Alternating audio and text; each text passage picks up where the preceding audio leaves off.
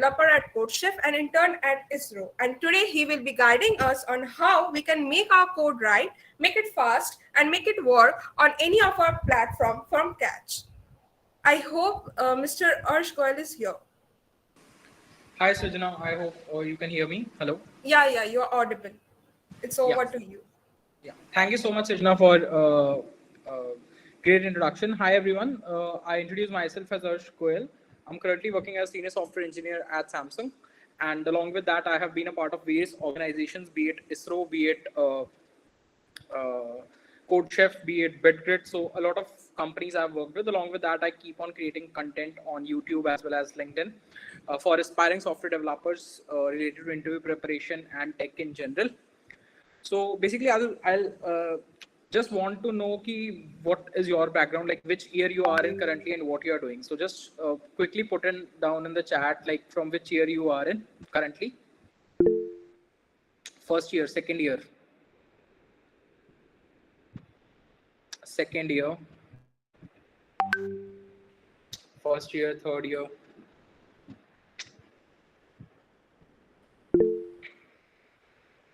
Okay.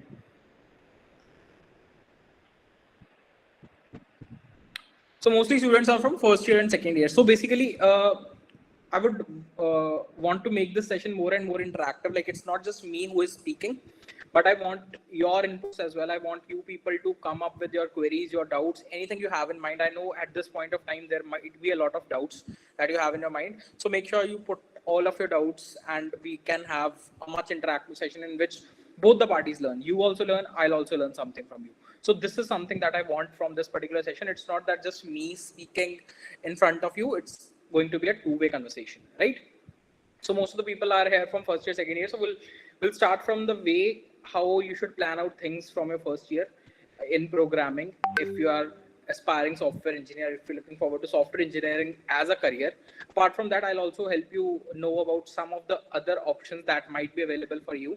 If you are looking forward to explore some other fields in your first year, because first year is the time when you explore a lot of things, right? So let me just try to share my screen, and probably like I'll not go through the presentation because the presentation might not be relevant for you now because you are in your first year. So probably we'll go with this pen and paper, these slides. Let me just open it up.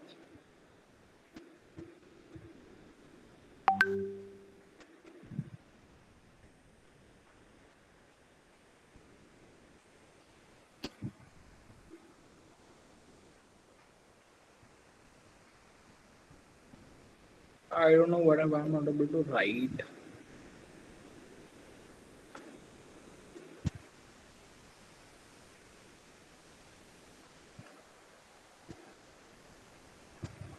Are you able to see my screen?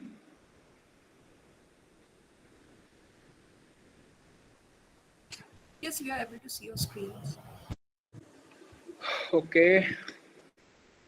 Not sure why this pen is not working. Let me just use something else then.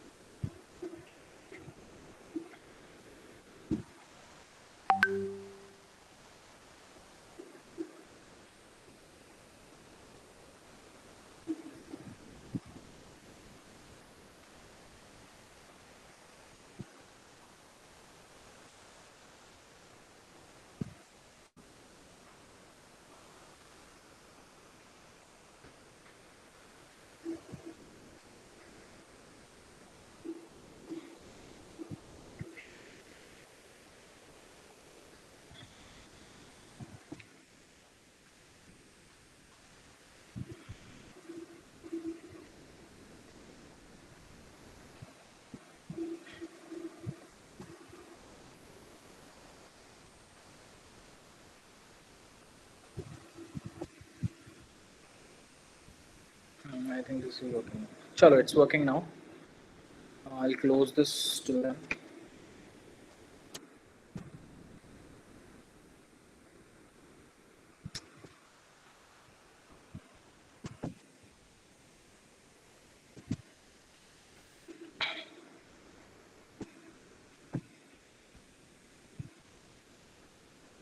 Yeah.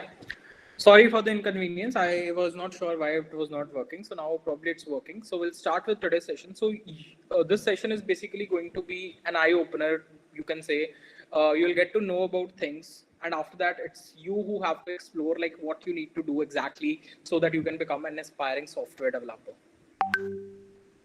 Right. So when I say software development, what exactly is software development? You might have, you are in your first year, right? You don't have much exposure to software development and you're just exploring on things. So when you, like from a layman's perspective, you might be seeing a lot of Android applications.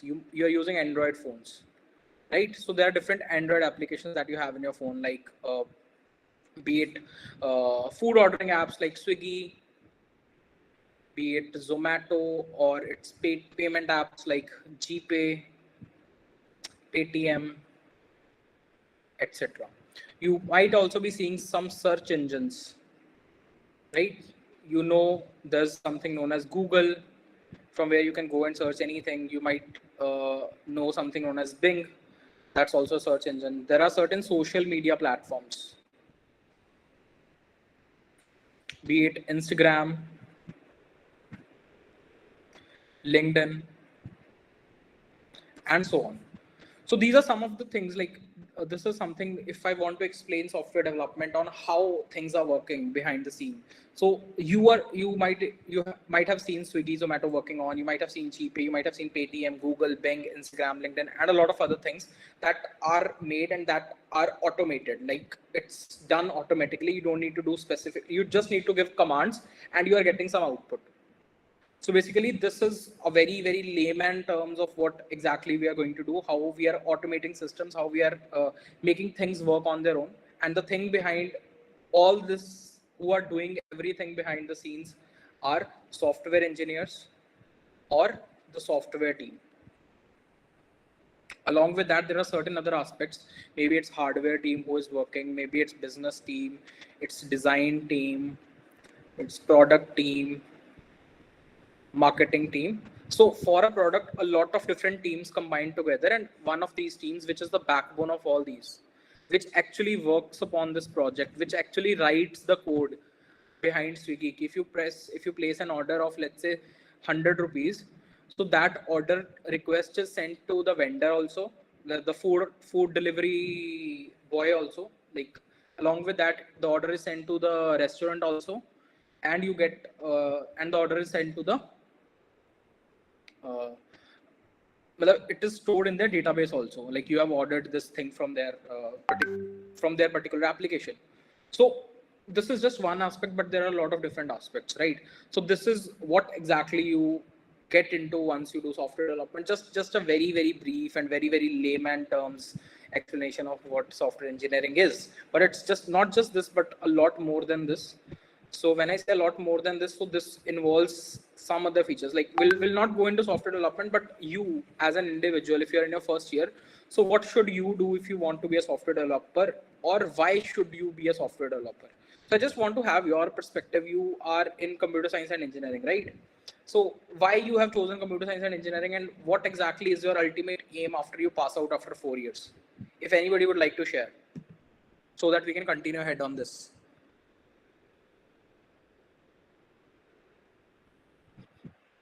You're free to unmute yourself. You're free to put down in the chat anything.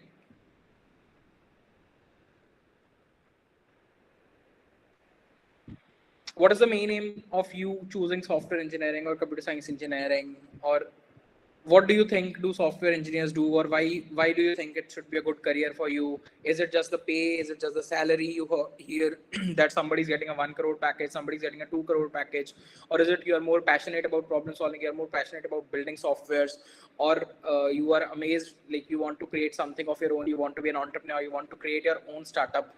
So what exactly is there in your mind? Be a developer and make amazing apps and websites and everything in between. Cool. Hemant is saying that he wants to build cool apps and websites. That's why he wants to be a software engineer. Cool, yeah. So let's come on to this. So basically, software engineering, mein, so like why do people get into software engineering? Firstly, it's someone who is good at problem solving. Like if every day, let's say you are given a problem and you work upon that problem for the entire day and at the end you have a solution. So this kick that you get after solving a difficult problems, challenging problems, it not only helps you in your software development building skills, but in your everyday life also, because any problem that you face in your life, so you become more patient, right? You become more patient to deal with those problems. You know that there will be a solution, but you need to work upon that. Secondly is handsome pay. So I don't know whether you know or not, but software engineers are paid extensively good, be it a package of starting from 20 lakhs, 10 lakhs, 30 lakhs, 50 lakhs, 1 crore, 2 crore. So you might be hearing these type of packages that software engineers get generally when he passes out from college. Next, it can be you want to experience the world. Right? Once you're into software development, it's not just about one company you will be working for. You will be working with some of the best minds in the country. Your peer groups, like all of them would have worked so hard. All of them would have some good skills. They have got some good ranks in the past.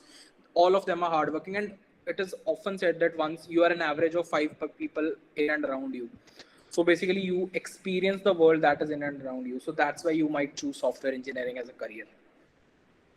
There might be different reasons for different people, but these are some of the things that might come into picture. Now you are in your first year, right? You don't know what exactly you are here for, what you are doing and what you want to do. There are a lot of options. You might be seeing some of your friends are doing coding, right?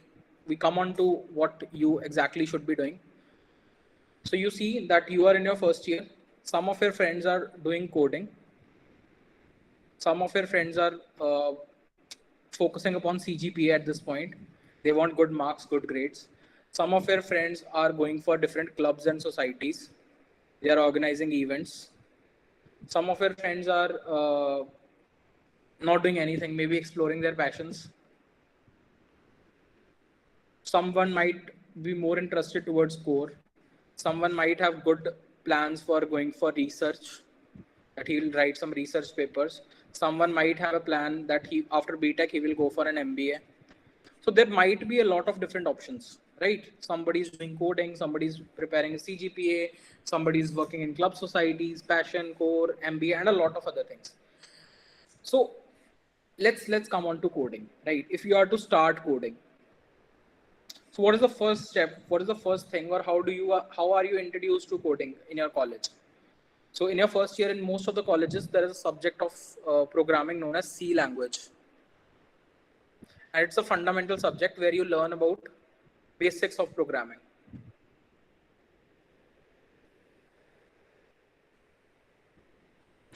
Right? Fundamentals of programming you learn in C language. So which all fundamentals of programming, like you might have a lot of books known as Let Us See. And also they will teach you what are loops, for loop, while loop, if else statement, conditional statements, variables, data types, recursion, arrays. So these are some of the things that you might learn in your first year in your C language. After you learn C language, there are various options that you get into. So these are majorly either you go for learning C++, or you go for learning Java, or you go for learning Python. Can be any language. It's no problem whether you choose C++ or Java or Python. All three are equally valued in with respect to what you are doing. So any language can be chosen, but generally what people do is they move from C to C++. So C++ is basically an object-oriented programming language. Object-oriented programming language, you'll come to understand what is an object-oriented programming language. If you're in your first year, you might not know what I'm speaking, but if you're in your second year or third year, so you might know something known as you build class. In C language, you build structures. In object-oriented programming language, you build class. Let's say earlier, if we defined int a is equal to 5, right? Now here, what we will define, let's say you want to build a class named as dog. So what are the various features of dog? Let's say you are giving a character array to give the name to a dog. You are giving a number int that shows the age of the dog. So this entire property, like all these things are characteristics of a dog. So this is your self-made data type, you can say. This is what you make in object-oriented programming. And similarly, you can do this in C++, you can do this in Java, you can do this in Python, and it continues well. So these are some of the things that, like this should be your pathway. After learning C, you should go and learn C++. So when I say resources to learn C and C++, for C, so I would say you can go and read through this book by Yashwant Kanetkar. After this, when you learn C++, there are a lot of YouTube channels which will teach you C++. There's a channel by Saurabh Shukla. It has some basics of C++. Along with that, you can learn it from a book known as Balaguru Swami. Object-oriented programming by Balaguru Swami. So these are some of the books, some of the resources from where you can learn C++. After that, the most important thing that is important for your interviews, or that is important for you to get into a good company like Google, Microsoft, Amazon, or any other company that you have in mind. So that is something known as data structures and algorithms.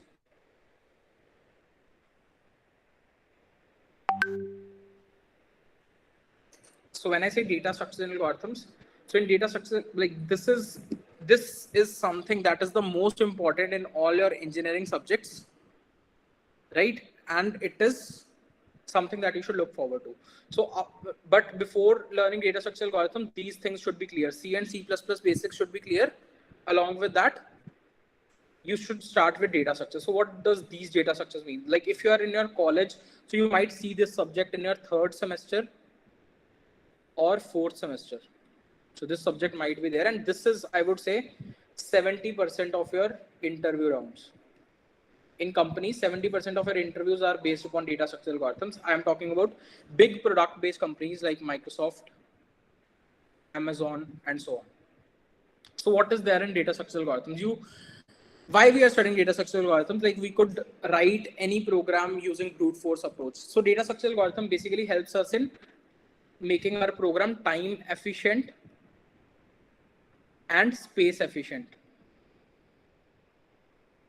So when I say time efficient, it means ki how early we can solve this particular thing. Let's say you click on order on Swiggy app and it takes 2 minutes. And you click on Swiggy app, order on Swiggy app, and it just takes 10 seconds. So which is more efficient? Like the time lapse between both of them is reduced.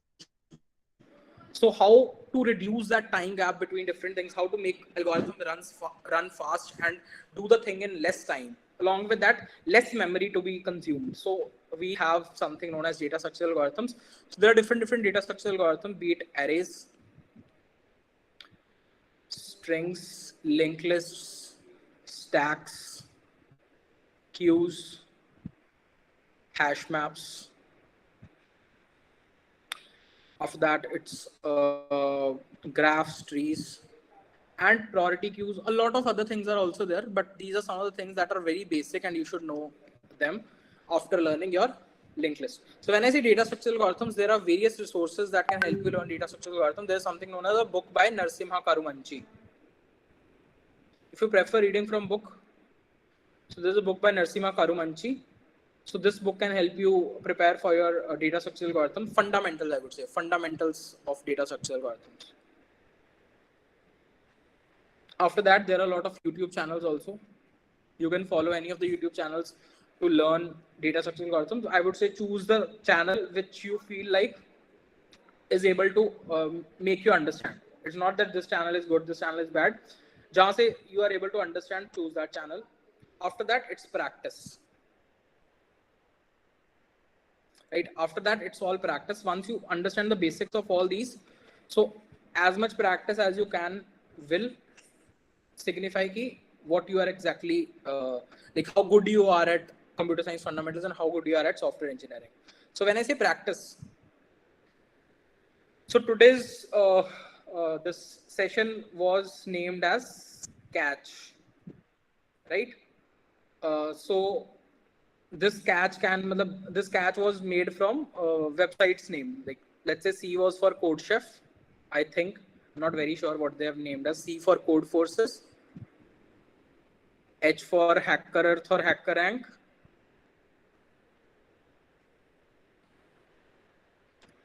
T for maybe Top Coder, A for at, well, it can be any of the sites that are the. Hanji? @coder. Ad coder, no?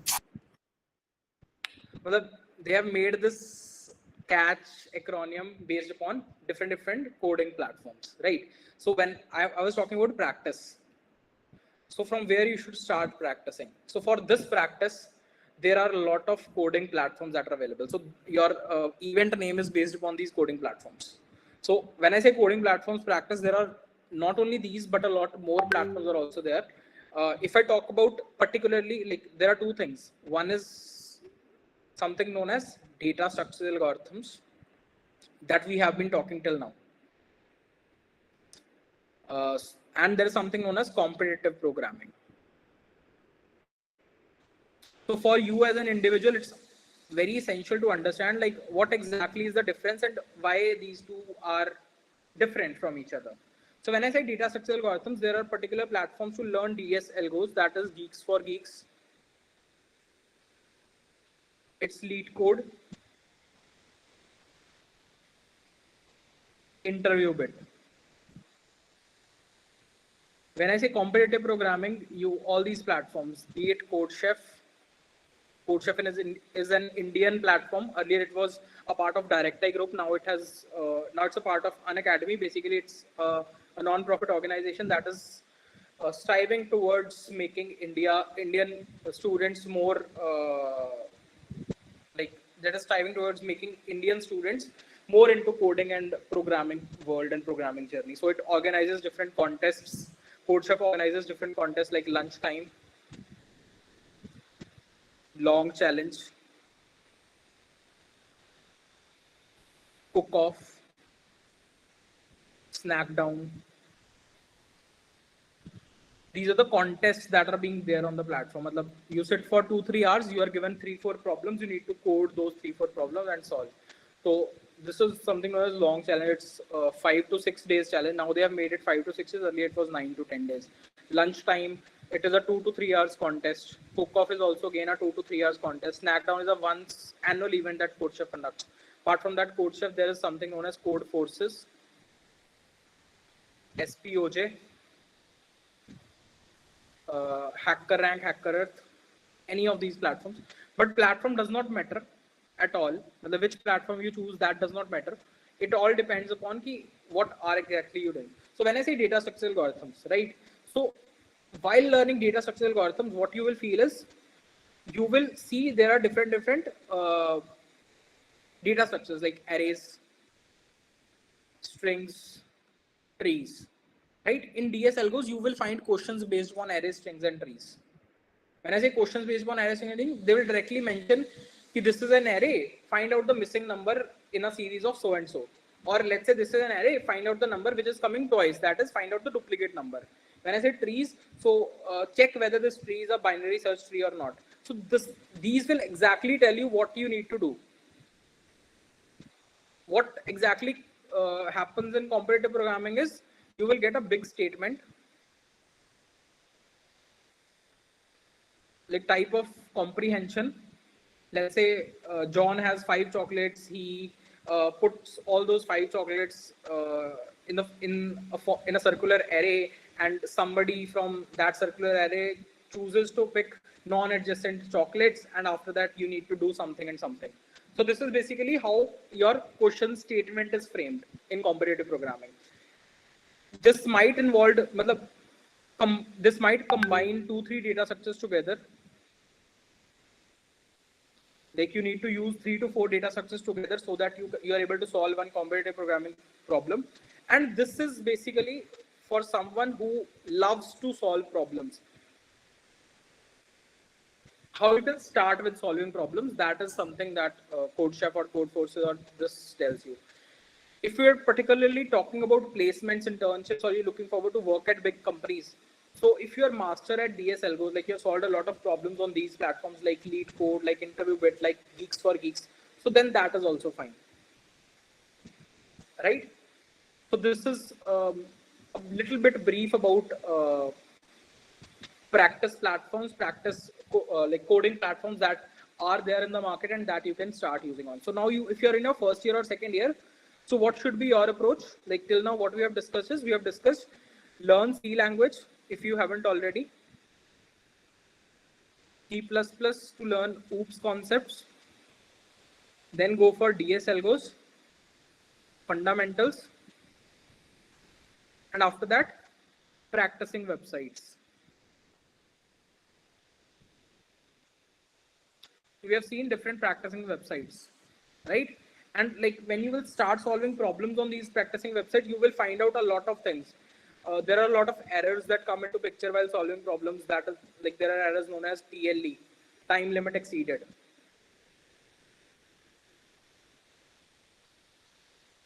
Or there is something known as WA. That is wrong answer. There's something known as AC. That is all correct. That is if your question is passing all the test cases, then it's all correct. If it is wrong answers, then it is giving you a wrong answer. If your program is taking more time than expected, then it might give you an error known as time limit exceeded. There might be some other errors, but these are very, very common errors. Right? After that, like this, bhai, you have told ki C padhna hai, C++, DSLGOs. After that, what else is there in a company's process? So company ka hiring process kya hota? What is the company's hiring process?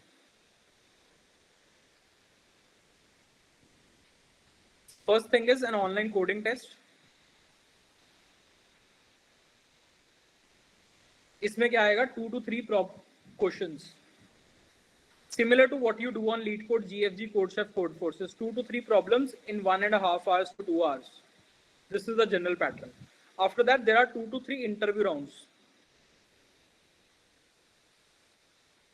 So when I say interview rounds, so what comes in those interview rounds is,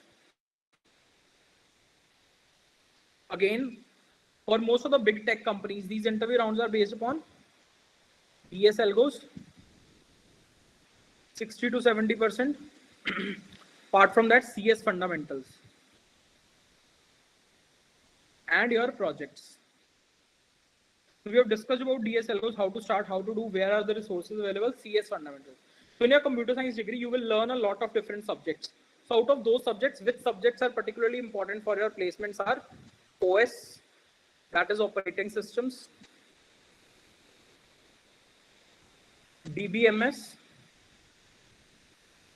database management systems, then comes computer networks,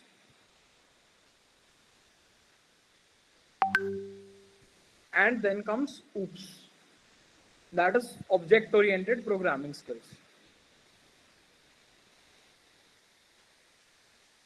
So these are the subjects that you need to learn or study in a proper way, because these are also asked in your interviews. OS, DBMS, computer networks, you can learn from YouTube channels known as Gate Smashers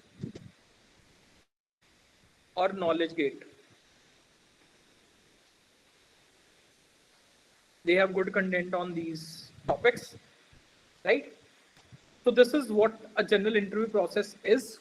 And now let's talk about how to apply for different companies. So how to get a job?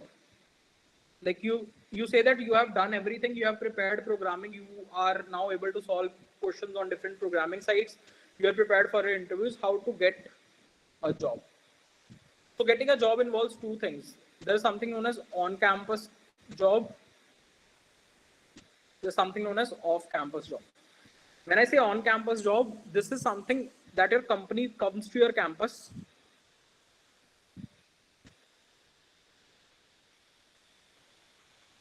company visits your campus and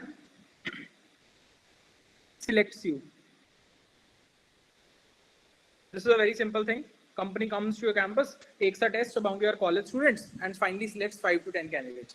Off campus, what happens is you will have to go to the company, show that you are skilled, that you know everything, and please hire me. So for off campus, there are different things that you should know before going, because if your college is not well recognized, if companies don't visit your college, so you will have to look for off campus as an option that can help you land good placements in. So what are the different ways in which you can get an off campus placements?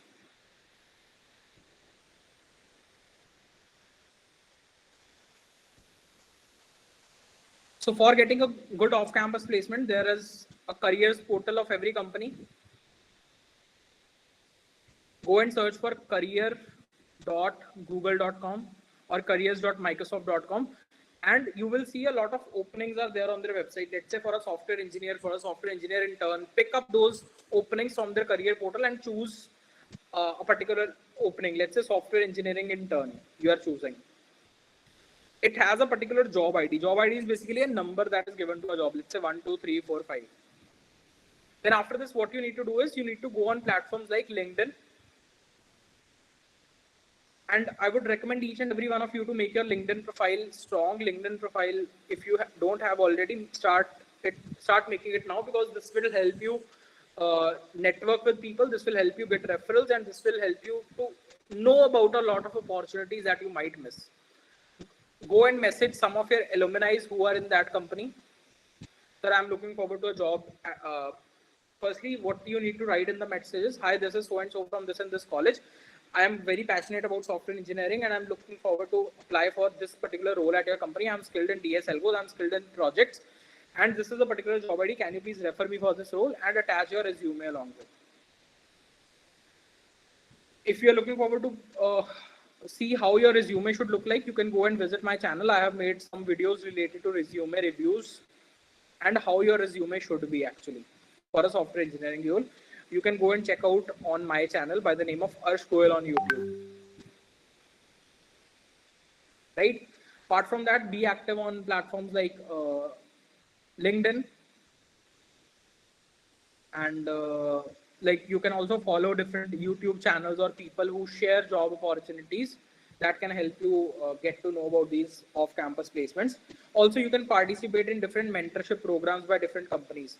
So there are different mentorship programs.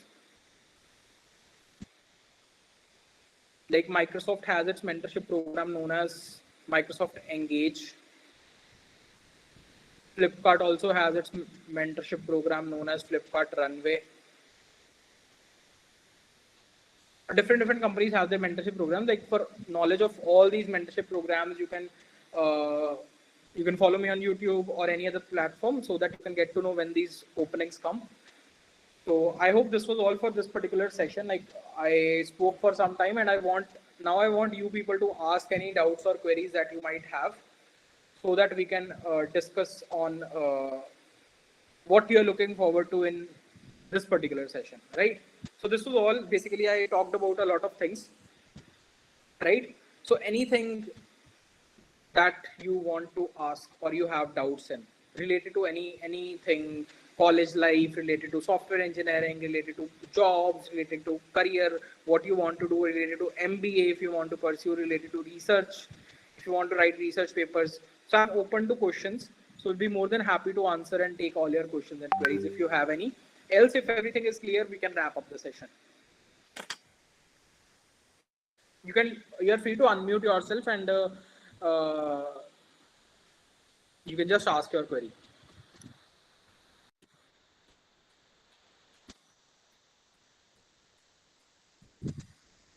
Achha, we have some questions in chat. Will there be aptitude test as well? See, aptitude test is mostly asked by service-based companies. When I say service-based companies, so these are companies like TCS, Wipro, Infosys, Capgemini. So for these companies, there is an aptitude test. But for most of the product-based companies like Microsoft, Amazon, Google, so aptitude test is generally not taken. Right, Altaf?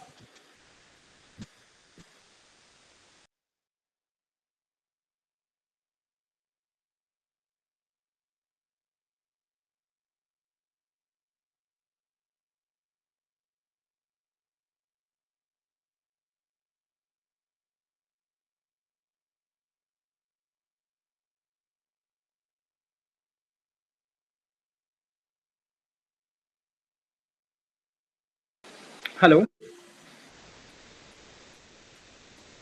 Kajal is saying best course for DSA. It can be anything. You can, if you want to learn it for free, you can go on YouTube. There are a lot of different channels. There is a channel by Take You Forward that has all the playlists on DSLGOs. Also, if you want to go for course particularly, so there are different edtech platforms. Be it like it can be any platform. Not my recommendation. So YouTube gets us into tutorial hell. Yeah, but that is up to you how much you want to consume, because YouTube is very extensive. You need to pick and choose. So if you want to have a structured learning, so you can go for a course.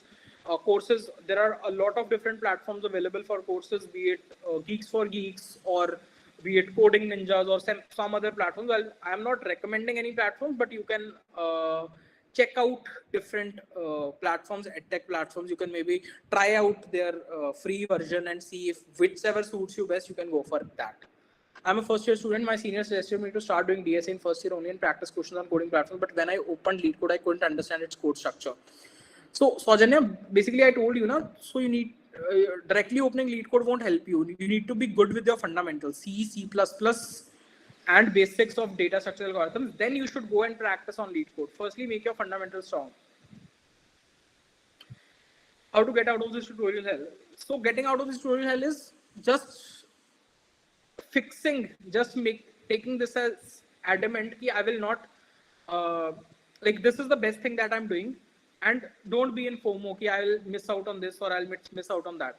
Just stick to one course, stick to one YouTube channel, stick to one platform to learn, and just complete that. That is going to help you out of the tutorial hell. Don't see other channels. If you get any recommendation, just for the time being, you can remove that recommendation also. If I learn DSA for free without any certificate, would it be beneficial? Would it help me? There's no need for certificates as far as you know DSL goes. Nobody is going to ask you for certificates at any time.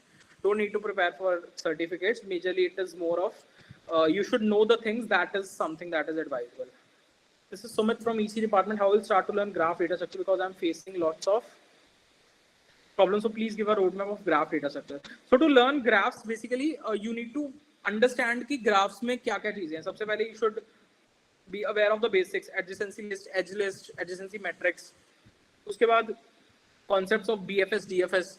BFS, DFS के first is understanding BFS, DFS, then solving some application based problems on BFS, DFS.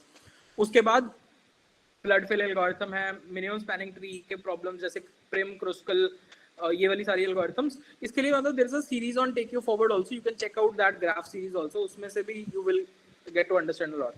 And for app development and web development, our certificates. No, certificates are not important for app development and web development. It's your projects that will matter. If you have some good projects in your resume, that's it. No need of certificates.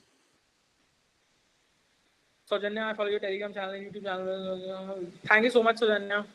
If anyone else who is new, who hasn't seen my channel or Telegram group before, you can check that out as well. I keep on posting a lot about different opportunities, how can you prepare for your interviews, and a lot of different stuff. So maybe that can be helpful to you in your journey.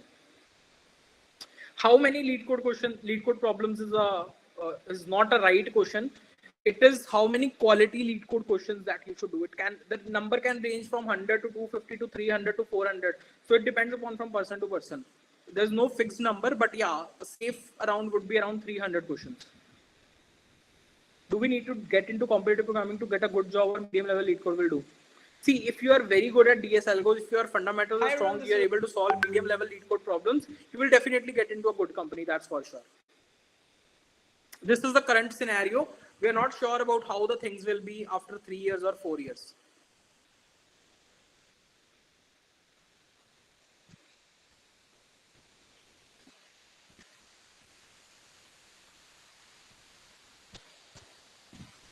So is DSLGO greater than competitive programming? See, if you're looking forward to jobs, if you're looking forward to internships, placements, although competitive programming gives you an edge, but if you that is possible only if you are passionate about problem solving or competitive programming. If you're just doing coding for getting a good job, then DSLGOs is more than enough. Sumit, same is the roadmap. For EC student also, I myself am an EC student. So same is the roadmap. You need to do all that I have told in the session.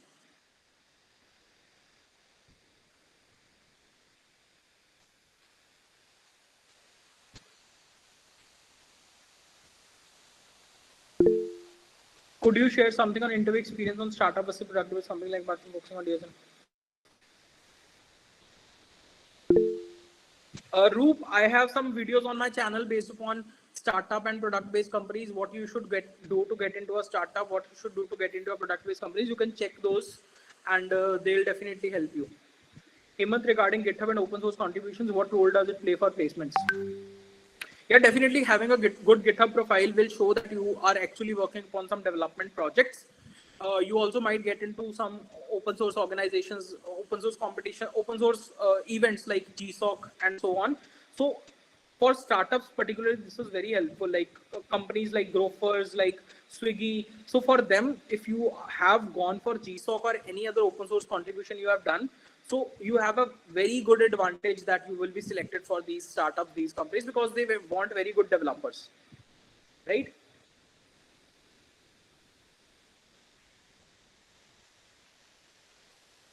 Anything else?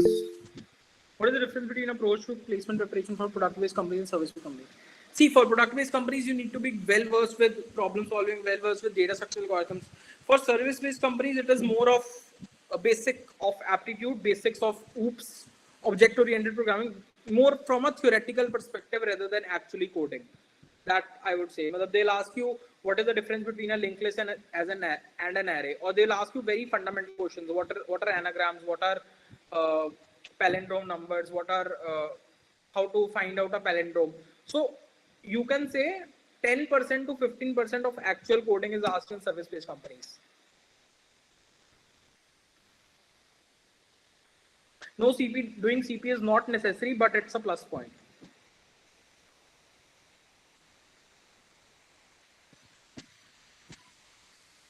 Can you brief more about projects? How much useful are they in placement? Yeah, let's say you are sitting in an interview. Let me give you an example. The interview is for 1 hour, right?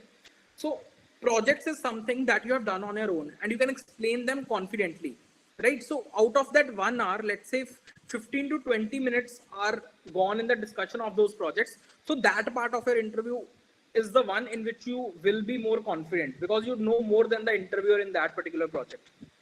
So this is something that projects help us in interviews. Rather than like just getting a new question and solving it on the spot, you might not be that confident. But if you know that you have done this project on your own, so you are more confident in a way. So I have participated in 2 hackathons in which I submitted my project ideas and I've won 2. So वो project ideas ही मेरे projects में आएंगे मतलब. हाँ, मतलब that can be your project ideas definitely. मतलब वो तुम्हारे personal projects में आ जाएंगे. If it was a group project, तो अगर तुमने कहीं contribute किया तो तुम resume में लिख सकते हो कि this was the project and my role was this in this particular project. मैंने backend पे काम किया, frontend पे काम किया, मैंने ये काम किया. So definitely they will be an added plus point. In participating in hackathons, you will understand a lot of things of development. मतलब बहुत सारी चीजें तुम्हें नई सीखने को मिलेंगी क्योंकि कम time frame में you need to build something. Right, and this I am sure people are participating in this also. Hack4Bengal, right?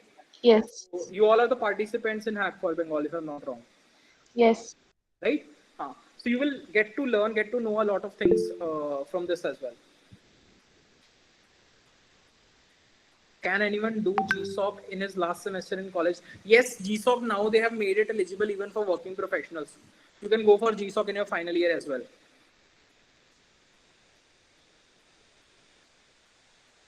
For GSOC, I have recently made a roadmap video, like what all things you need to do, what are the type of projects that are there in GSOC, how can you approach. So all that is there in one video. Recently, like a month back, I've made this video. You can check out for GSOC as well.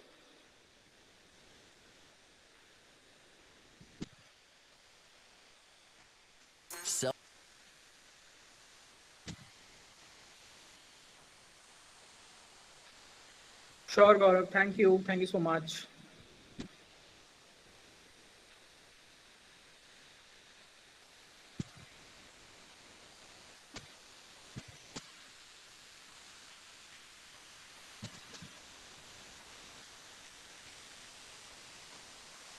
Thank you, Sakshi. Over to you, Srijna. I think we are done with most of the doubts, and maybe you can conclude if we are done. Is it compulsory to be good at development for interviews? yeah, development. I told now what is the importance of projects. So definitely they should know that you have done something on your own. It's not just about problem solving, but yeah, not very good at development. Okay, if you have some medium level projects, that would be fine for placements interviews. They don't want you to have an extraordinary project, but medium level projects are more than enough. And for placements, we need to be good at only one language, right? Ha, ha, ha.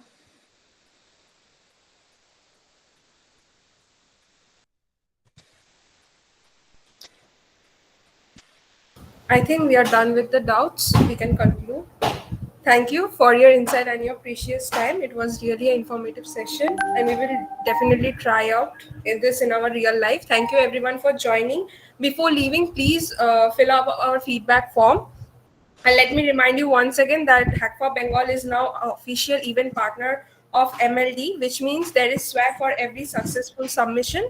Time is running out. Register now and bring your ideas into reality with Hack4Bengal. Till then, keep coding and keep hacking. Thank you all. Thank you everyone. All the best. Good luck. Bye bye for your hackathon as well.